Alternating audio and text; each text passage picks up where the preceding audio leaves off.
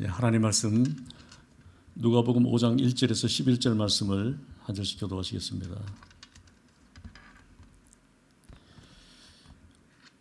무리가 몰려와서 하나님의 말씀을 들을새 예수는 게네사렛 호숫가에 서서 호숫가에 배 두 척이 있는 것을 보시니 어부들은 배에서 나와서 그물을 씻는지라.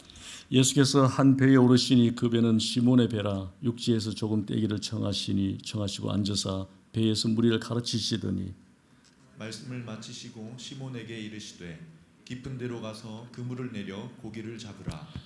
시몬이 대답하여 이르되 선생님 우리들이 밤이 새도록 수고하였으되 잡은 것이 없지만은 말씀에 의지하여 내가 그물을 내리리이다 하고 그렇게 하니 고기를 잡은 것이 심이 많아 그물이 찢어지는지라. 이에 다른 배에 있는 동무들에게 손짓하여 와서 도와달라 하니 그들이 와서 두 배의 채움에 잠기게 되었더라.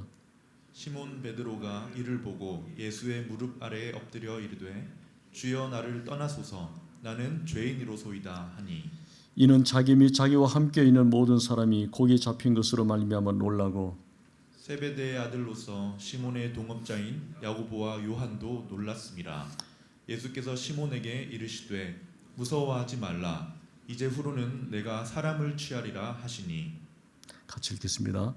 그들이 배들을 육지에 대고 모든 것을 버려두고 예수를 따르니라. 아멘. 1년 딱 반 만에 이 자리에 서게 됐는데 좀 쑥스럽기도 하고 또 한편으로는 좀 꿈만 같기도 합니다. 반갑습니다. 여러분들은 별로 안 반가우신지 모르겠지만은 저는 굉장히 많이 그리웠고 많이 보고 싶었습니다.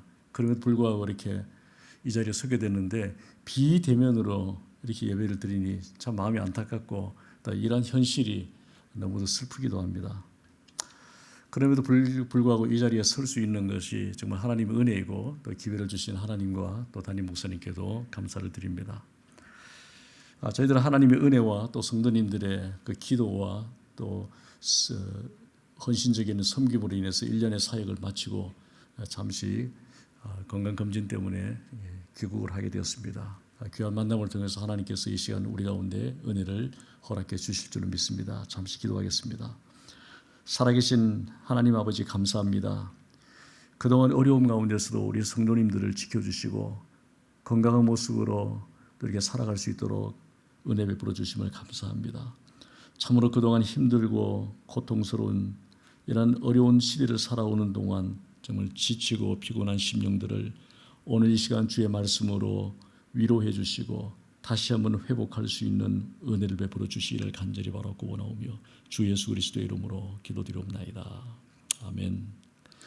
여러분들이 잘 아는 세계적인 물리학자 아인슈타인 박사가 어느 날 상대성 이론을 발표한 후에 여기저기에서 강의 요청을 받고 강의를 하러 다녔습니다. 그때마다 이 박사님을 모시고 운전하고 다녔던 조교가 박사님 강의하는 데마다 쫓아다니면서 강의를 듣다 보니까 박사님 강의를 다 외워버렸습니다. 그러던 어느 날 이제 하루는 박사님을 모시고 강의 현장을 가는데 가는 도중에 이 박사님이 한 가지 요청을 합니다. 박사님, 오늘은 제가 박사님 대신 강의를 해보면 어떨까요? 제가 박사님 강의를 다 외웠거든요. 그대로 할 수 있거든요. 그랬더니 박사님이 쾌히 허락을 해주시고 모자를 푹 뒤집어 쓰고 자기가 친히 운전석에 앉아서 운전대를 잡고 조교를 뒷자리에 태우고 학교로 들어갔습니다. 이제 들어가서 이제 강연장에 들어갔더니 수많은 학생들과 교수들이 열광적으로 우려 같은 박수로 환영을 합니다. 그러면서 이제 조교가 이제 강의를 하는데 이 강의를 얼마나 잘하는지 토시 하나 틀리지 않고 자기가 똑같이 강의를 하는 겁니다. 그러니까 뒤에 앉았던 이 박사님이 흐뭇해하고 마음 편하게 지켜보고 있었습니다. 이제 강의가 끝나고 이제 우레와 같은 박수를 받고 이제 내려오려 하는 순간에 그 앞에 앉았던 교수님 한 분이 손을 들고 일어납니다. 박사님, 제가 질문이 하나 있습니다. 그랬더니 조교가 그럼 질문해 보십시오. 그러면서 이제 이 교수님이 질문을 하는데 얼마나 또박 얼마나 까다로운 질문을 하는지 그 질문 내용을 들어보니까 뒤에 앉았던 이 박사님이 저건 내 제자가 도저히 대답할 수 없는 질문인데 하면서 굉장히 초긴장을 하고 앉아 있었습니다. 그 질문을 다 듣고 나서 근데 그 질문을 듣는데 그 제자의 얼굴을 보니까 굉장히 여유가 있는 겁니다. 여유만만하고 그리고 얼굴에 웃음을 띠면서 흐뭇해하고 있는 것입니다. 질문이 끝난 후에 이 조교가 제자가 그 교수님에게 질문을 듣고 나서 아이 교수님 그것도 질문이라고 하십니까? 그 정도 질문이라면 저 뒤에 앉아있는 내 조교도 얼마든지 대답할 수 있습니다. 그래서 조교를 앞으로 불러냈습니다. 여러분 우리가 이 사람이 이와 같이 자기 스스로 풀 수 없는 문제 앞에서도 이렇게 여유 있게 이렇게 담대하게 얼굴에 미소를 지을 수 있었던 이유가 무엇이었습니까? 그것은 믿을 만한 스승이 뒤에 앉아 계셨기 때문이었습니다. 여러분 우리 인생도 마찬가지입니다. 우리가 인생을 살아가면서 때로는 도저히 풀 수 없는 문제 앞에 설 때가 있습니다. 아무리 힘쓰고 애써도 풀리지 않을 뿐만 아니라 풀려고 힘쓰면 힘쓸수록 더 문제가 복잡하게 이렇게 꼬여지는 이런 문제들을 만날 때가 있습니다. 그럼에도 불구하고 그런 상황 속에서도 우리가 당황하지 않고 여유를 가지고 얼굴에 미소를 지으면서 살아갈 수 있는 이유가 있다 그러면 우리에게도 믿을 만한 스승이 있기 때문입니다. 그분이 우리의 구원자이신 예수 그리스도, 오늘도 우리와 영원토록 함께 하시는 그분이 우리와 함께 하시기 때문입니다. 오늘 우리에게 주신 본문 말씀 보면 절망적인 그런 긴 밤을 보낸 후에 축복의 아침을 맞이한 제자들에 대한 이야기가 기록되고 있습니다. 본문 1절과 2절 보면 어느 날 아침에 예수님께서 게네사렛 호숫가에서 말씀을 전하셨습니다. 가르치시다가 호숫가에 두 척의 배가 서 있는 것을 보셨습니다.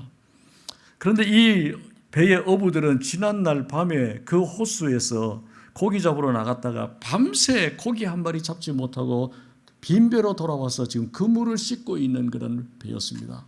여기서 지금 빈 배에 그물을 씻고 있다는 이런 표현은 어쩌면 가장 절망적인 상황을 말하고 있는 것입니다. 왜냐하면 일반적으로 고기를 잡으러 나갔던 배가 들어오게 되면 많은 사람들이 웅성거리게 마련입니다.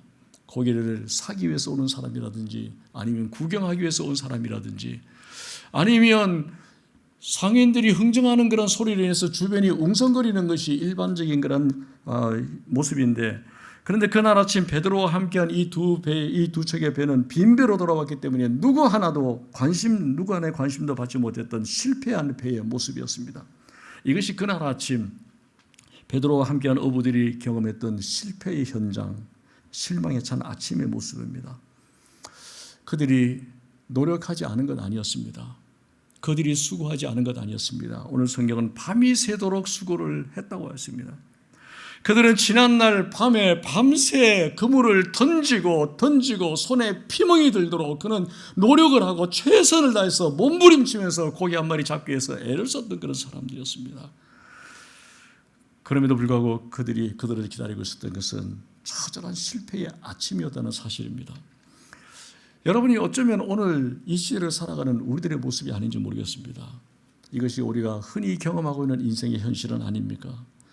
밤을 통과했다고 해서 반드시 축복의 아침이 우리에게 찾아오는 것이 아니라는 것입니다. 노력을 했다고 해서 시간이 지난다고 해서 자동적으로 내 앞에 문제들이 해결되는 것이 아니라는 것입니다. 노력하면 할수록 수고하면 할수록 어쩌면 우리의 문제가 더 복잡하게 되어버릴 때가 있을 때 그때 우리는 절망하지 않을 수가 없습니다.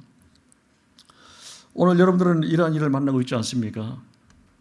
내가 수없이 찾아오는 인생의 문제를 해결하려고 수없이 많은 노력과 수없는 몸부림을 치면서 이 문제를 해결하기 위해서 애썼지만은 그럼에도 불구하고 여전히 문제가 풀리지 않을 때에 우리는 어떻게 해야 되는 것입니까? 제가 선교지에서 우리 조국 교회와 우리 조국 대한민국을 생각할 때마다 너무도 마음이 아프고 힘들었습니다.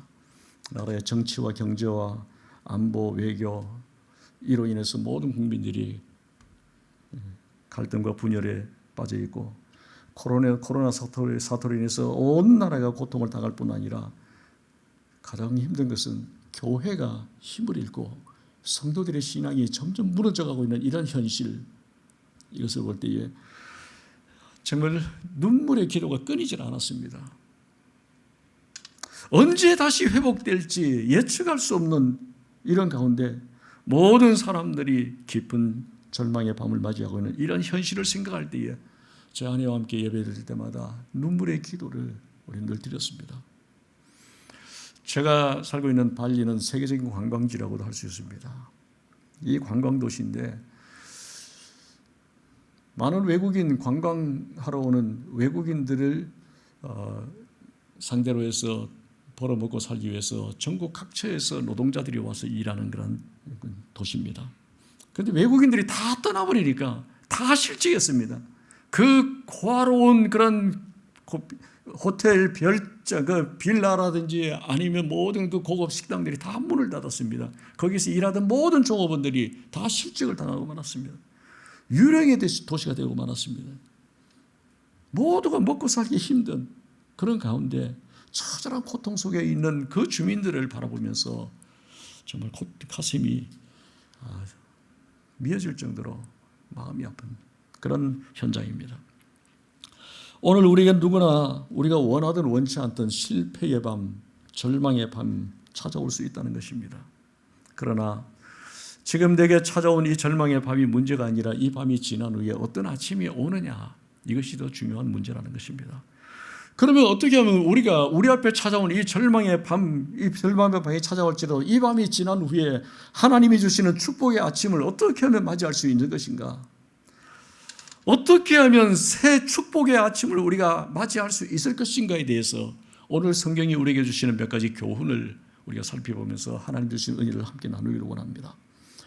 우리가 절망의 밤이 지난 후에 축복의 아침을 맞이하기 위해서는 그때마다 들려오는 주의 말씀, 그 말씀 앞에 순종하고 믿음으로 순종해야 합니다. 오늘 3절 말씀 보시면 우리 같이 한번 읽겠습니다.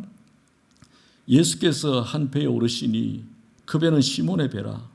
육지에서 조금 떼기를 청하시고 앉으사 배에서 무리를 가르치시더니, 지금 예수님께서 시몬의 배에 타셔서 거기서 말씀을 가르치셨습니다. 그런데 그 배는 어떤 배냐면 지난 밤에 고기 잡으러 나갔다가 고기 한 마리 잡지 못하고 돌아온 빈배였습니다. 그때 주님께서 이 실패한 이 베드로에게 이렇게 말씀하셨습니다. 깊은 데로 가서 그물을 내려 고기를 잡으라. 그런데 주님께서 하시는 이 말씀은 너무도 비현실적이고 비합리적인 말씀입니다. 왜냐하면 고기를 잡는 그 시간적인 면에서도 지금 맞지 않는 말씀입니다. 왜냐하면 고기는 밤에 잘 잡히기 때문에 이들이 밤에 밤새도록 수고했습니다. 그럼에도 잡지 못한 그 고기를 그날 아침에 잡으라고 하니까 이게 맞지 않는 이야기입니다. 그리고 이들이 예수님의 이 말씀은 장소적인 면, 고기를 잡는 장소적인 면에서도 맞지 않은 비합리적인 말씀입니다. 왜냐하면 갈릴리 바다는, 갈릴리 호수는 그 주변에 프랑크톤이 많아가지고 주변에서 고기가 많이 잡힌다는데 그 깊은 바다에는 고기가 잘 잡히지 않는 곳인데 거기에 가서 고기를 잡으라고 말씀하시는 주님의 말씀은 비합리적인 말씀입니다. 무엇보다도 지금 말씀하시는 주체인 예수님, 그분의 전문성이라든지 직업적인 면에서도 맞지 않는 말씀입니다. 목수 출신인 예수님께서 평생 고기잡이를 했던 어부 출신인 베드로에게 고기 잡는 방법에 대해서 말씀하시는 그 자체가 주객이 전도된 비현실적이고 비합리적인 그런 말씀입니다. 이와 같이 모든 면에서 맞지 않고 비현실적인 비합리적인 말씀인데 이와 같은 주님의 말씀 앞에서도 시몬 베드로가 지금 어떻게 반응하고 있습니까? 5절 말씀입니다.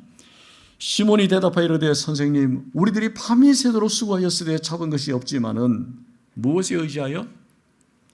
말씀에 의지하여 내가 그물을 내리리다 하고 6절 말씀 보면 한번 따라하겠습니다. 그렇게 하니.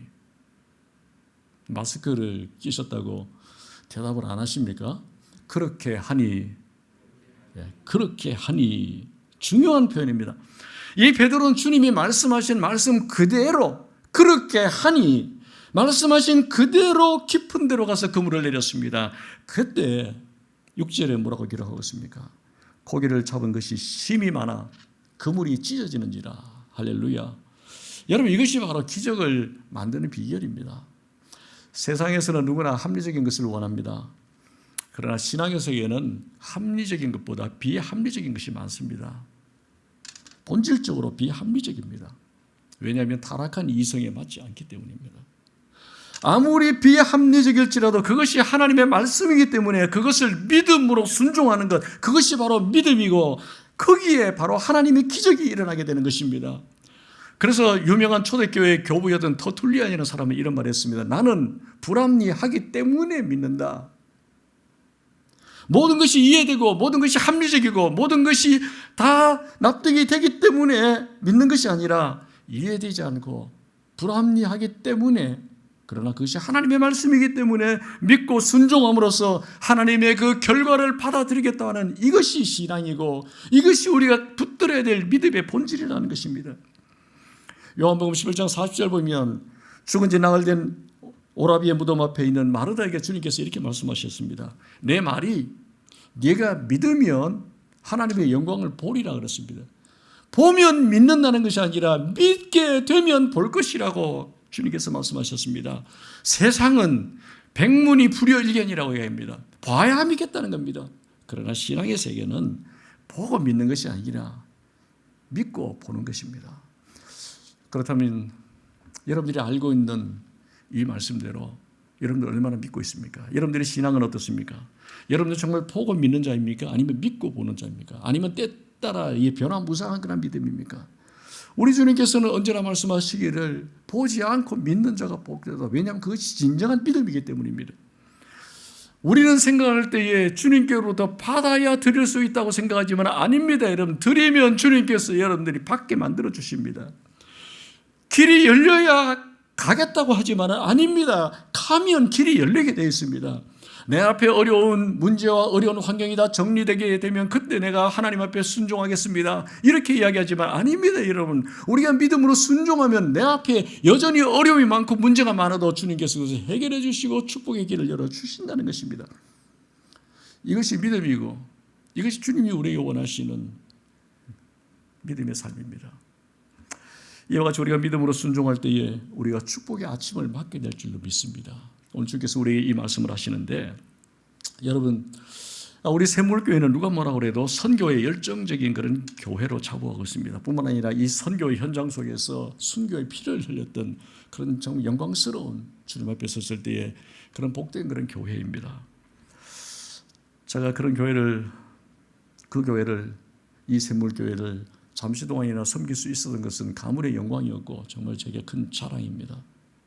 그러나 당시 많은 선교지에 많은 선교사들을 파송했지만은 두루 다니다 보면 그곳에 우리 샘물교회를 대표할 수 있는 어떤 선교센터 하나 없는 것이 아쉬웠습니다.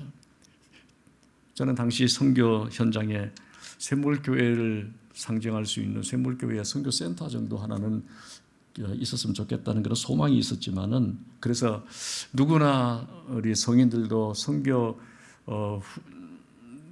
단계봉사를 가지 못할지라도 누구나 뭐 해외여행만 다니지 않고 쉽게 외국의 해외 방문해서 선교지를 방문하고 선교 체험하고 때따라 좀 지치고 피곤한 성도들이 그 선교 현장에서 그 아이들 선교지의 모습을 보면서 힘을 얻고 위로를 얻고 영적으로 충전받는 그런 현장, 가볍게 왔다가 다니면서 좀 쉴 수 있는 그런 장소, 선교센터도 있고 또 쉼에 쉴 수 있는 그런 숙소라든지 이런 공간도 있었으면 좋겠다는 그런 생각을 했지만은 교회 형편을 너무도 잘 알기에 그냥 생각만 하고 있었는데, 여러 가지 복합적으로 우리 주님께서 저와 저희 가정에 말씀해 주셨습니다. 네가 나서면 안 되겠냐? 너는 왜 맨날 가든지 보내든지 하라면서 너는 보내기만 하는 사람이냐? 너는 가면 안 되냐? 이런 부담감들이 제게 있었고, 그 주님의 음성으로 알고 또 순종하고 나섰습니다.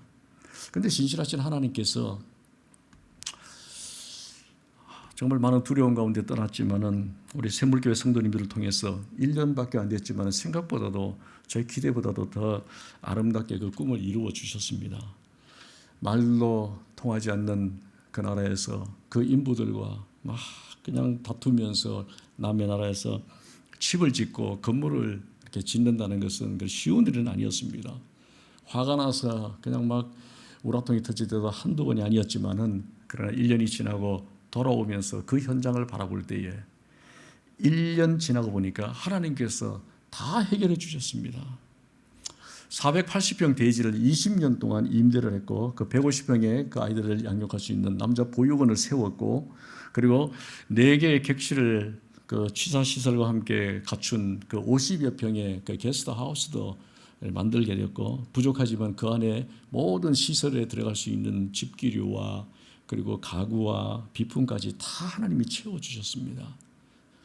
처음에는 정말 막연했는데 하나씩 하나씩 다 채워주셨는데 그 현장 1년 만에 세워진 시설들을 잠시 한번 현장을 한번 보겠습니다.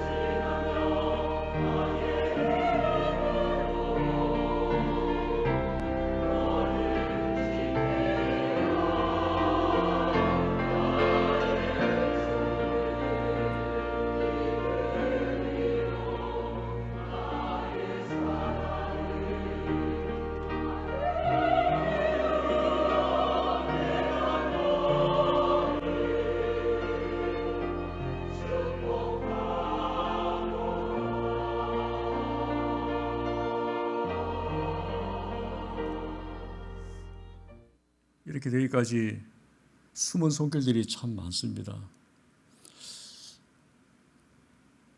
저를 믿을 수가 없다면서 직접 3번씩이나 저 현장에 가셔서 설교도 해주시고 감리도 해주신 귀한 집사님들이 계셨습니다. 그들이 섬겨주셔서 그 지역에서는 정말 아름다운 그런 모델하우스 같은 그런 건물이 지어지게 됐습니다. 어떤 선교사님이 이건 선교 사역 10년에도 못 짓는 그런 집인데 어떻게 1년 만에 지었냐고 그렇게 이야기할 때마다 하나님의 은혜고 두 번째는 샘물 성도님들의 섬김의 덕분이라고 그렇게 늘 자랑을 합니다.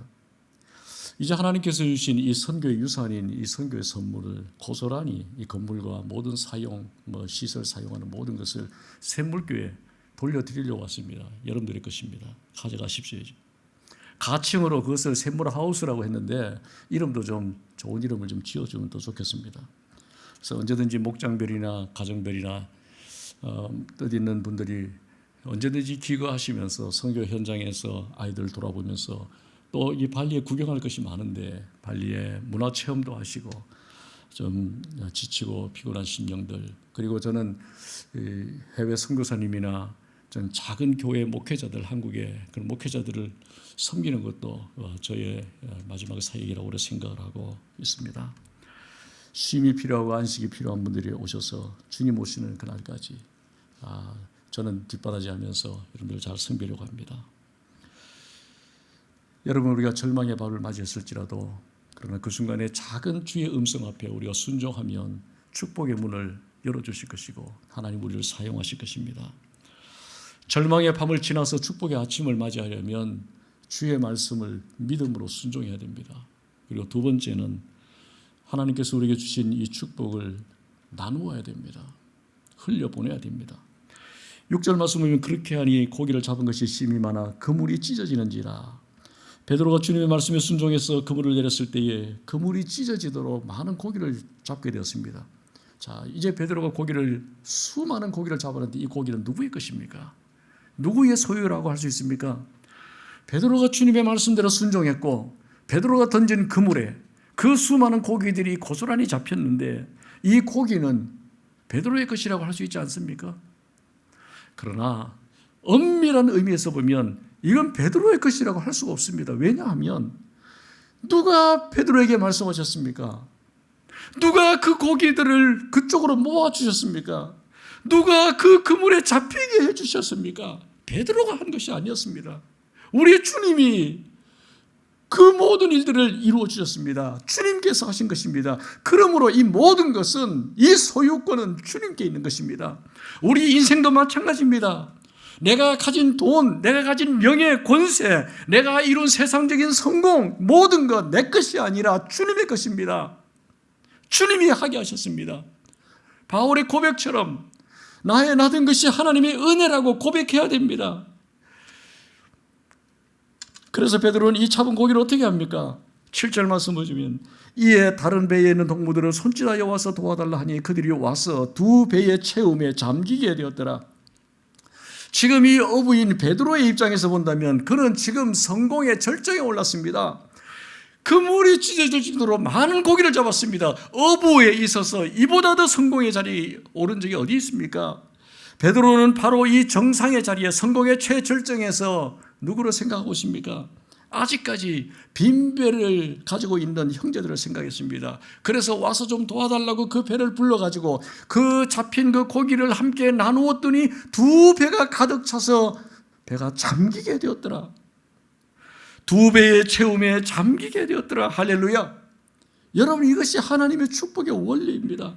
내가 소유한 물질, 내가 이룬 성공, 내가 이룬 그 능력, 모든 것이 어쩌면 나의 것이라고 할 수 있지만 실상은 여러분 다 주님의 것입니다.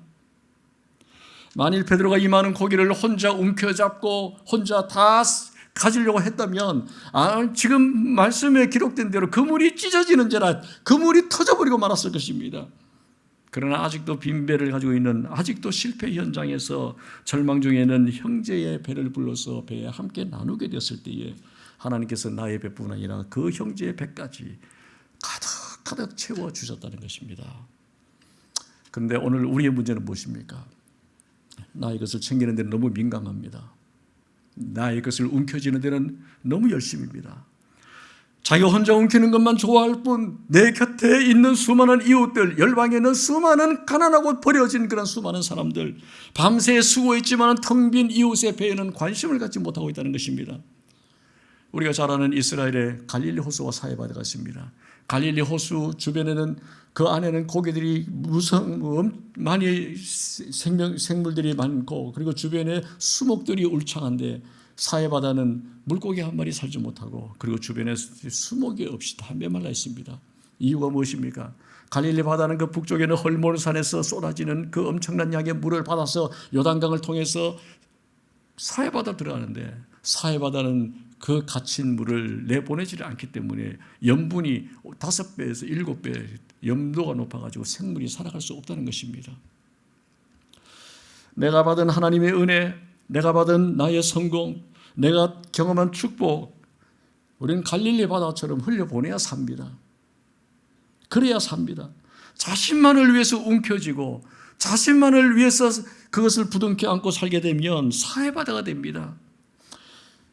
거기에는 생명이 없습니다. 그러나 갈릴리 호수처럼 흘려보내야 나도 살고 너도 삽니다. 우리가 지금까지 하나님의 은혜를 잘 몰라서 사해바다 같은 인생을 살아왔다면 이제부터 갈릴리 바다 같은 그런 삶을 살아가시기를 주의 이름으로 축원합니다. 내가 가진 것 내 것이 아닙니다. 주님이 가지해 주셨습니다. 이것을 흘려보내야 됩니다. 그래야 더 많은 생명이 살아나게 됩니다.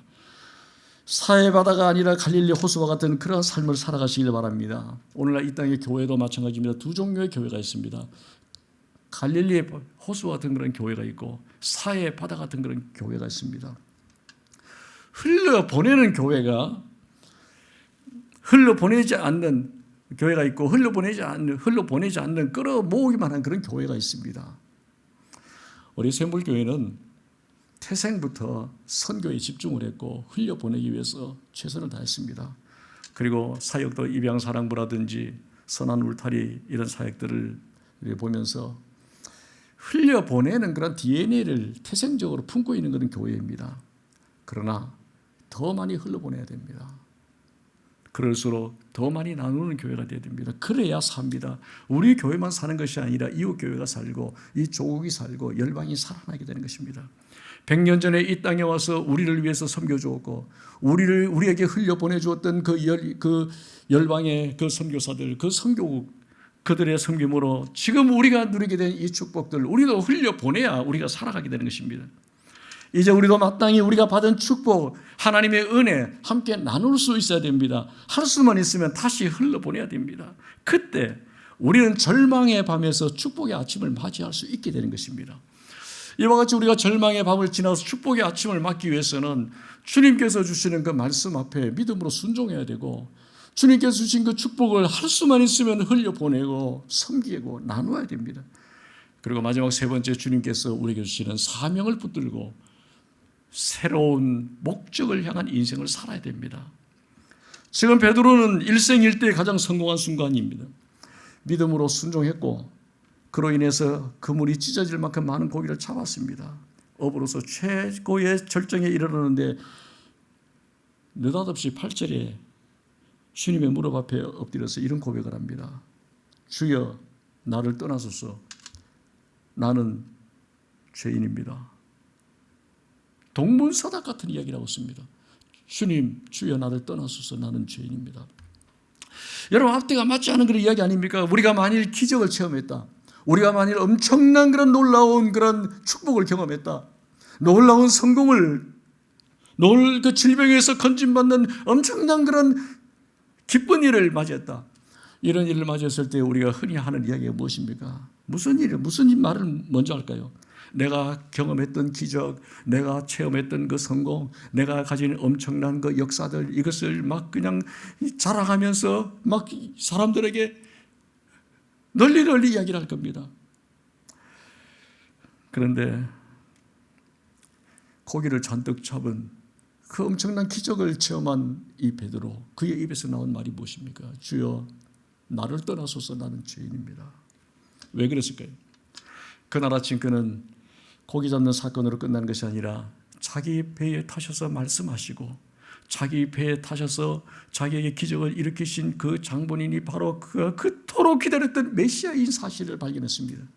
그리고 그 메시아의 그 앞에 자기의 너무도 초라하고 부족한 자기의 모습을 발견한 것입니다. 그리고 그분의 그 전능하심과 그분의 그 거룩하심 앞에 고백할 수밖에 없었던 고백이 주님 나는 죄인입니다. 나를 떠나소서. 나는 주님의 축복을 받을 만한 자격이 되지 않습니다. 나는 주님의 그 베푸신 축복을 감당할 수 없습니다. 거룩하심 앞에 설 자격이 없는 사람입니다. 나는 죄인입니다. 비로소 거기서 주님을 만나고 거기서 하나님을 경험하게 된 것입니다. 이와 같이 하나님을 만난 이 베드로에게 예수님께서 새로운 사명을 주십니다. 이제부터는 내가 고기나 잡는 그런 인생을 살지 말고 영광스러운 영원히 가치 있는 사람을 낚는 어부가 될 것이라고 주님께서 새로운 사명을 주시며 그때 그 사명 앞에 그들이 결단합니다. 11절 말씀을 같이 읽겠습니다. 11절입니다. 그들이 배들을 육지에 대고 모든 것을 버려두고 예수를 따르니라. 그들은 새로운 목적을 향해서 살아가게 된 것입니다. 그날 아침 그들은 지금까지 그동안 그의 재산 목록 1호였던 배를 버렸습니다. 그의 생계수단, 절대적인 생계수단이었던 그물도 버렸습니다. 뿐만 아니라 그가 지금까지 인생의 욕심을 가지고 그렇게 잡기를 원했던 밤새 밤을 새우면서 잡으려고 발버둥 치며 그래서 잡게 된 그 엄청난 재산이었던 고기마저도 다 버렸습니다. 그리고 지금까지 비린내 나는 고기만 따라가던 그 초라한 인생이 이제는 만왕의 왕이신 예수를 따르는 영광스러운 인생으로 변화받게 된 것입니다. 바로 이 순간이야말로 예수님의 참 제자가 된 순간이고 영원한 축복의 아침을 맞이한 순간이 된 것입니다. 오늘 여러분들 세상적인 성공으로 만족할 수 있습니까? 오늘 여러분들이 배에 고기 잔뜩 잡았다고 해서 그것이 여러분의 삶에 무슨 의미가 있습니까? 내가 이 땅에서 최성공의 자리에 오른다고 해서 인생의 문제가 해결되고 삶의 의미가 살아나는 것입니까? 내가 이 모든 것을 다 이루었다 할지라도 주님께서 내게 주시는 새로운 사명을 가지고 새로운 인생의 목적을 향해서 나가지 않는다면 여러분의 인생은 다 지나가는 것입니다. 아무런 별 의미가 없는 것입니다. 아무런 가치가 없습니다. 우리 인생에는 누구나 우리가 풀 수 없는 문제, 풀어도 풀리지 않는 문제를 가지고 있습니다. 우리에게는 누구나 밤을 맞이하게 됐습니다. 또한 밤이 지나고 나면 우리에게 누구나 새로운 아침이 찾아오게 됩니다. 그런데 문제는 이 아침이 축복의 아침인가 아니면 여전히 실망과 절망의 아침인가 둘 중에 하나입니다.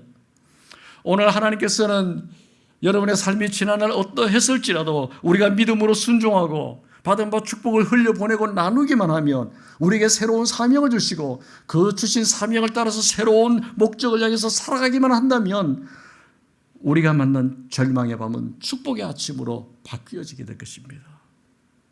여러분, 우리가 이런 축복을 받을 자격이 있는 것이 아닙니다. 우리 스스로 이런 축복을 만들 수 없습니다. 우리는 되지 않지만은 우리가 정말 믿을 만한 스승, 우리가 정말 의지할 수 있는 그 예수 그리스도, 그분을 우리가 만나고 그분을 의지하게만 하면 이 모든 역사를 우리에게 이루어 주실 줄로 믿습니다. 우리는 비록 약하고 우리는 추하고 자격이 없어도 주의 말씀 순종하시기 바랍니다.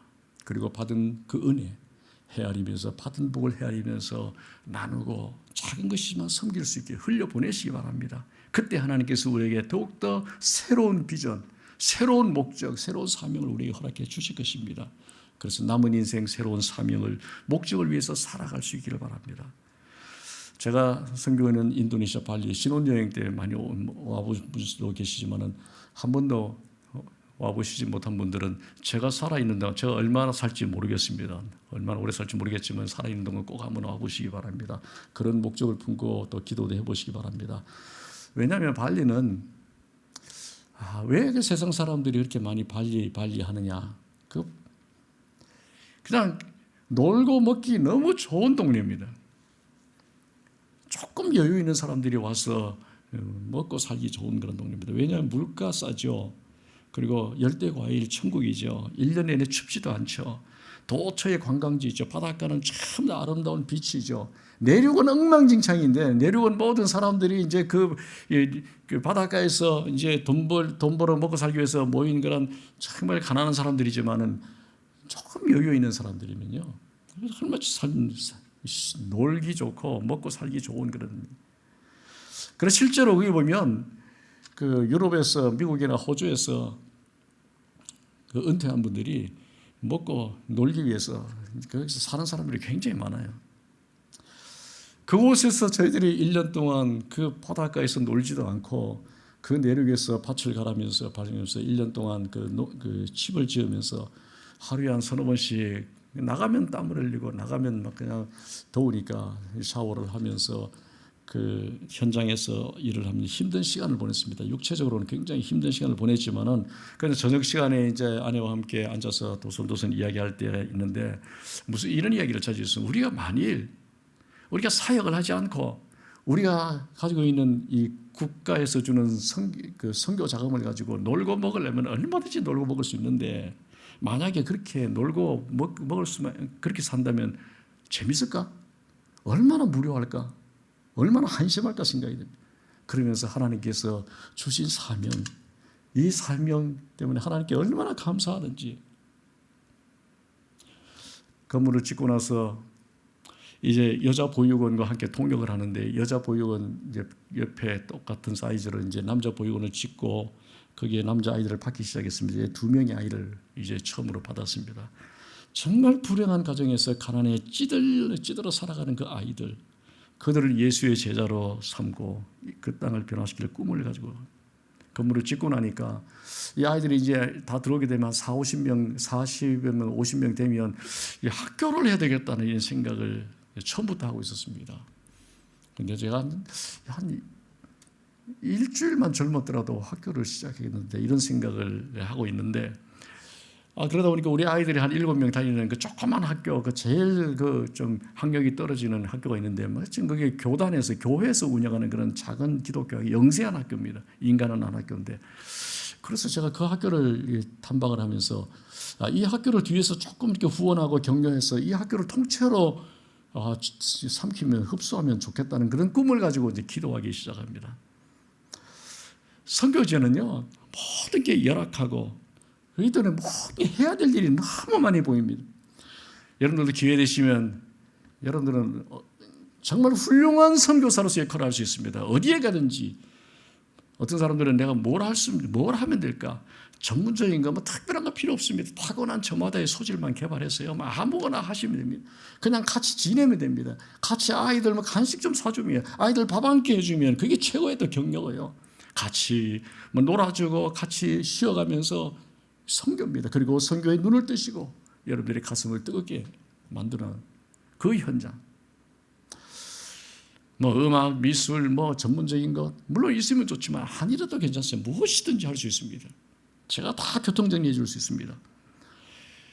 저도 건축을 하면서 조금 짬짬이 시간 있을 때마다 자꾸 제 아내는 자꾸 저보고 잔머리를 굴린다고 그러는데 그래 생각을 하면서 아이들을 어떻게 하면 또 잘 먹일 수 있을까? 그러다가 유튜브를 통해서 막 이렇게 메기 키우는 그 동네 메기를 많이 키우더라고요. 메기 치어 이거 얼마 안 하거든요. 치어를 사가지고 3개월만 키우면 큰 메기가 되는데 그걸 연구를 해가지고 그 틀을 만들어가지고 100마리, 100마리, 100마리, 300마리를 키우는데 지금 얼마나 컸는지 이제 곧 지금 먹을 때가 다 됐습니다. 아이들 300마리 메기를 다 먹이는데 치어 수경재배, 담벼락에 수경재배를 또 이렇게 만들어가지고 야채를 키우면 야채가 1년 내내 더우니까 물만 돌아가면 하니까 쭉쭉 자라죠.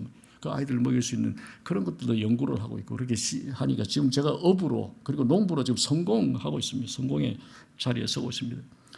제 아내는 언제 한번 사모한다고 해서 늘 교회에서 뒷전이 있었지 아이들 성가대 지휘해 본 적도 없고 성가대에다 앉을 자격도 없고 그러는데 거기 가서 사람이 없으니까 그 현재 그 아이들을 데리고 찬양을 가르치고 그리고 예배 시간에 전원 다 성가대 세워가지고 매주마다 그냥 아이들을 들들 볶아가지고요 그들에게 신앙의 그 참 은혜를 함께 누리도록 그렇게 만들고 있는데 그 현장을 한번 보시겠습니까?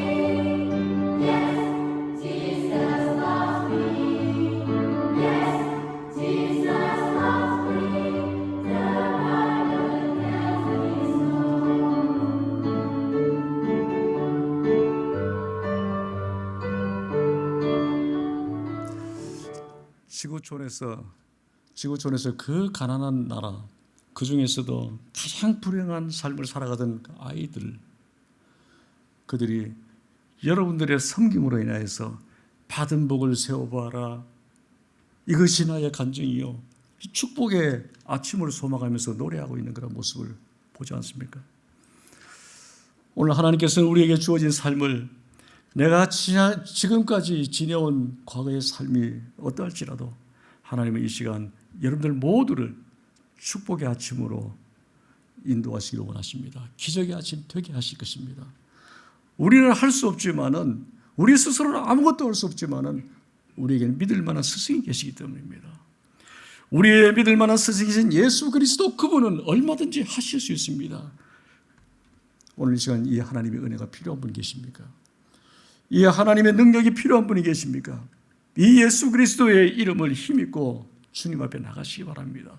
그분을 의지하시기 바랍니다. 우리의 과거는 다 지나가는 것입니다. 우리의 과거의 그 절망의 밤은 언젠가는 끝나게 되어 있습니다.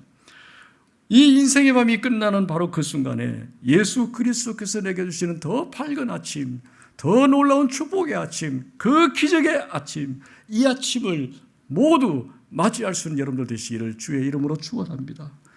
그러므로 그 주님을 신뢰하시기 바랍니다. 그 주님의 말씀을 믿음으로 순종하시기 바랍니다. 그리고 그분이 주시는 모든 은혜와 축복들을 할 수만 있으면 나누며 흘려보내며 살아가시기 바랍니다. 무엇보다도 주님께서 내게 주신 인생의 새로운 사명을 붙들고 새로운 목적을 향해서 달려가는 여러분들 되시기 바랍니다. 지금은 절망의 밤일지라도 우리의 축복의 아침으로 변화시켜 주실 줄로 믿습니다. 우리 다 같이 말씀 기억하면서 함께 기도하겠습니다. 우리 기도할 때에 절망의 밤을 맞아 피곤하고 지쳐있는 우리 자신과 우리 조국 대한민국, 전례 없이 힘들고 어려운 시대를 살아가면서 개인적으로나 가정적으로, 교회적으로, 국가적으로 힘들고 어려운 절망의 밤을 보내고 있습니다. 주님, 우리가 어떻게 해야 될지 알지 못하고 깊은 어둠 속에 고통하는 저희들 불쌍히 여겨주시고, 주님, 이 절망의 밤이 축복의 아침으로 바뀌게 해달라고 기도하시겠습니다.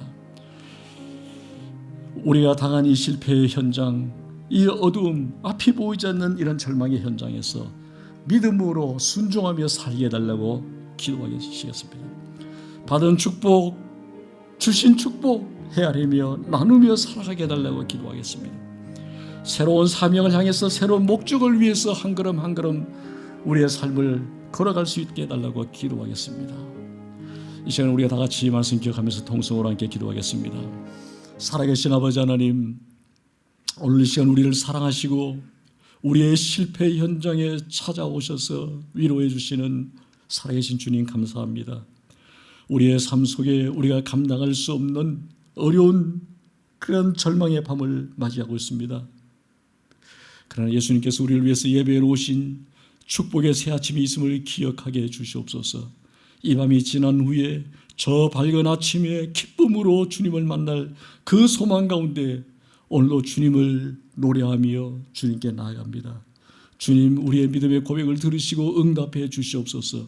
이제 이후로는 믿음으로 순종하며 사는 저희들 되게 하시고, 주신 축복 흘려보내며 사는 저희들 되게 하시고, 주 앞에 새 마음으로 결단해서 이제부터는 썩어질 세상 것 바라보고 사는 것이 아니라 하나님의 영원한 목적을, 영광된 목적을 위해서 살아갈 수 있는 우리 모두에게 축복하여 주옵소서.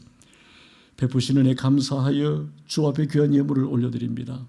이 예물을 흠양해 주시고 다 주의 나라, 주의 영광을 위하여서 값지게 쓰임받는 손길들 되도록 축복하여 주시고, 주 앞에 드리는 모든 믿음의 손길들 주님께서 은총을 베풀어 주셔서 이 땅을 살아갈 동안 그들의 삶 속에 부족함이 없는 넉넉한 은혜와 축복으로 채워주옵소서.